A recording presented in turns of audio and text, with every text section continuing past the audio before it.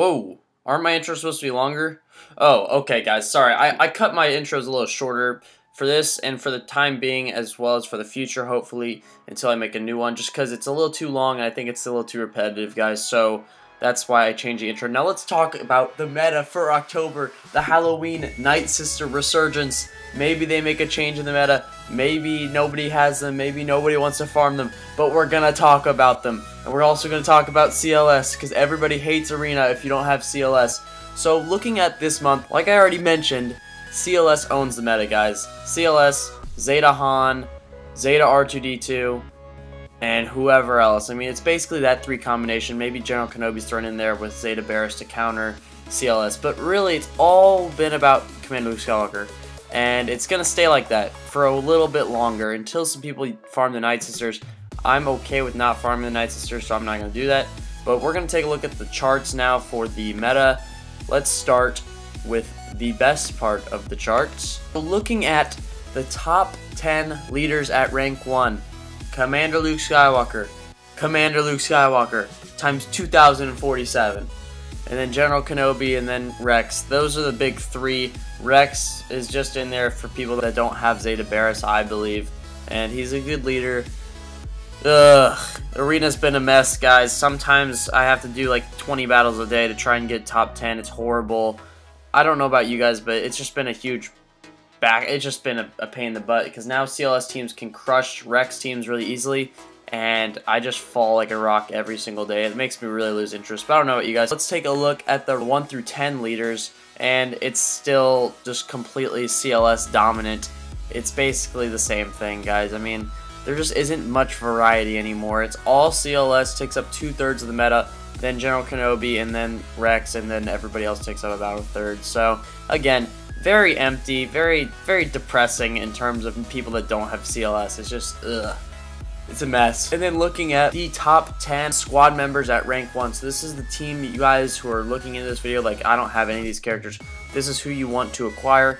R2D2, Commander Luke Skywalker, General Kenobi, Grand Admiral Thrawn, Han Solos, Darth Nihilus, Barriss Offee, Baze Malbus, Chirrut, Imwe, Rex.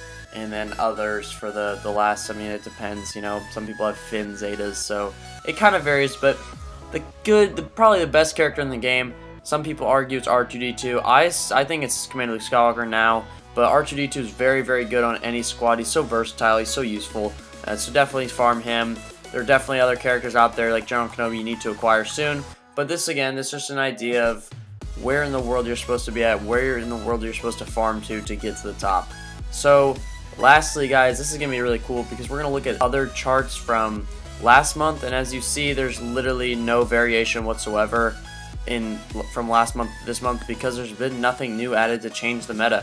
I can pull up all three of these charts that have the exact same title information, top 10 leaders at rank 1, and it's basically the exact same thing as last month. So a little dry in the arena, definitely more boring side of things, on the boring side of the force.